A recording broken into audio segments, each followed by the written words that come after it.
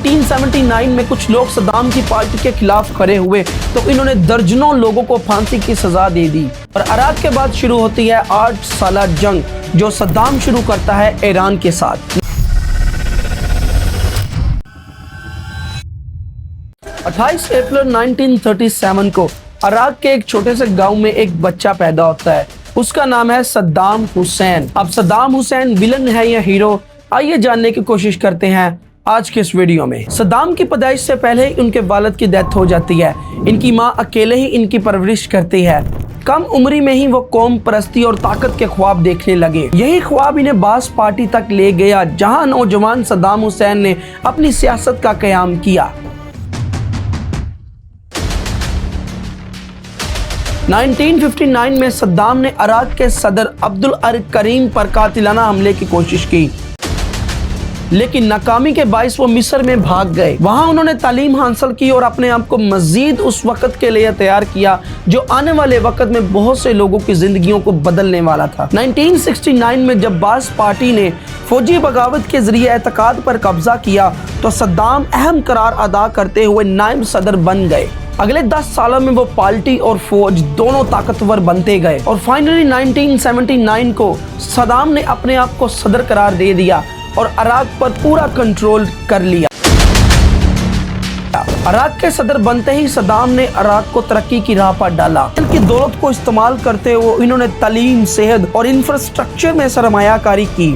कच्ची सड़कें इमारतों, स्कूलों और अस्पतालों से सजने लगी। आम लोगों की जिंदगी बेहतर से बेहतर होती गई, लेकिन इनके साथ ही सद्दाम का खौफनाक पहलू भी सामने आया। मुखालफिन को खत्म करने के लिए इन्होंने खुफिया पुलिस, तशद्दुद और फांसी का इस्तेमाल किया। 1979 में कुछ लोग सद्दाम की पार्टी के खिलाफ खड़े हुए तो इन्होंने दर्जनों लोगों को फांसी की सजा दे दी। ये वक्त इराक की तरक्की के लिए बहुत अहम था क्योंकि इराक बहुत ज्यादा तरक्की की राहों पर जा रहा था, लेकिन इसके पीछे सद्दाम की बहुत ज्यादा दहशत और लोगों को जो फांसी दी जा रही थी उसकी बहुत दर्दनाक कहानी थी।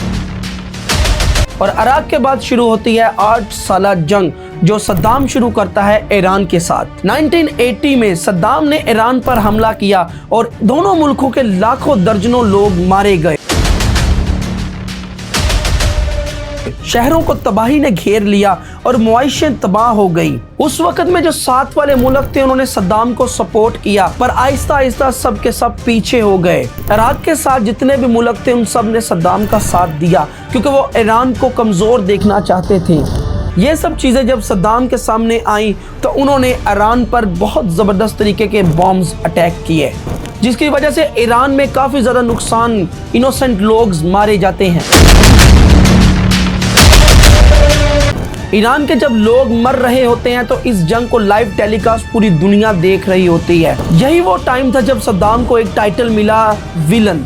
यही वो जंग थी जो बाइस बनी सद्दाम को हीरो से विलन बनाने में। और इस जंग को लाइव टेलीकास्ट की वजह से इराक से सारे मुल्कों ने अपना हाथ पीछे कर लिया और इराक जो था वो कर्जों में डूबता गया। सद्दाम ने कुवैत पर इल्जाम लगाया कि वो इराक का तेल चुरा रहे हैं। 1990 में सद्दाम ने कुवैत पर भी कब्जा कर लिया, लेकिन यह फैसला सद्दाम की जिंदगी का सबसे खतरनाक फैसला था। और अब अमेरिका जब देख रहा था इन सब चीजों को कि सद्दाम पीछे नहीं हट रहा, तो कुवैत के कब्जे के बाद अमेरिका एक इत्तेहादी ऑपरेशन लॉन्च करता है जिसका नाम था ऑपरेशन डेजर्ट। इस ऑपरेशन के जरिए अमेरिका इराक को चंद दिनों में शिकस्त दे देता है। अब इराक में जो लोग मर रहे थे वो भी पूरी दुनिया के लोग देखते हैं और सद्दाम टाइटल हासिल करते हैं विलन का। पूरी दुनिया के लोग सद्दाम के बारे में बुरी बुरी बातें बोलने लगे और उन्हें विलन का नाम देना शुरू कर दिया। 1991 से 2003 तक इराक बहुत ज्यादा पाबंदियों और शिकस्त का शिकार रहा। खुराक, पानी और दवाइयां कम पड़ने की वजह से बच्चे भूख से और इलाज से मरने लगे। अब इराक के लोगों में गुस्सा भड़कने लगा और वो सारे सद्दाम के खिलाफ हो गए क्योंकि सद्दाम सिर्फ और सिर्फ अपनी हुकूमत को बचाने में लगे थे।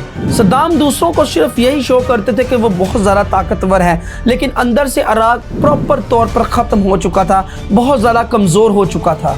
2003 में अमेरिका ने यह दावा किया कि इराक के पास तबाही फैलाने वाले हथियार हैं। इसी बहाने अमेरिका ने फिर से इराक पर एक जोरदार हमला कर दिया और इस हमले ने सद्दाम की हुकूमत को बिल्कुल गिरा कर रख दिया, क्योंकि इराक में सद्दाम की हुकूमत बिल्कुल खत्म हो गई और पूरी दुनिया ने इराक के बदलते हुए हालात को लाइव टेलीकास्ट देखा। सद्दाम के बारे में कहा जाता है कि सद्दाम को खुद उस वक्त एक बंकर में छुपे हुए देखा। ये वो लम्हा था जब पूरी दुनिया ने सद्दाम हुसैन को छुपे हुए एक बंकर में देखा था। सद्दाम हुसैन जब अरेस्ट हो जाते हैं तो उन पर इंसानियत के खिलाफ चलाया जाने वाला मुकदमा शुरू होता है, लेकिन 2006 में सद्दाम हुसैन को सजाए मौत सुना दी गई और कुछ ही दिनों के बाद इन्हें फांसी दे दी गई। इनकी मौत ने पूरी दुनिया को दो हिस्सों में तकसीम कर दिया। कुछ लोगों ने कहा यह इनका इंसाफ था, लेकिन कुछ लोगों ने कहा कि इनके साथ गलत हुआ है। और यहीं से सद्दाम का दूसरा टाइटल शुरू होता है, हीरो का।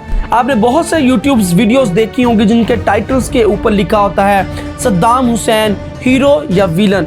सो ये वही बात थी जो उस वक्त लोगों के जहनों में चल रही थी, जिनके बारे में हर मीडिया बात कर रहा था कि सद्दाम हुसैन विलन है या हीरो। सद्दाम के जो लोग थे वो उन्हें अरब का सबसे बड़ा हीरो करार देते थे, क्योंकि इन्होंने इराक के अंदर तालीमी निज़ाम को बहुत अच्छा बनाया था और सबसे खास बात, इन्होंने अमेरिका के खिलाफ लड़ने के लिए बहुत से लोगों को मोटिवेट किया था और इन्हीं जंगों की वजह से लाखों लोग मारे गए और बहुत सारे लोग बेघर हो गए। आज भी बहुत से लोग उन्हें हीरो और विलन समझते हैं। ये थी सद्दाम हुसैन की स्टोरी जो मैंने छोटी सी वीडियो में आपके सामने पेश की।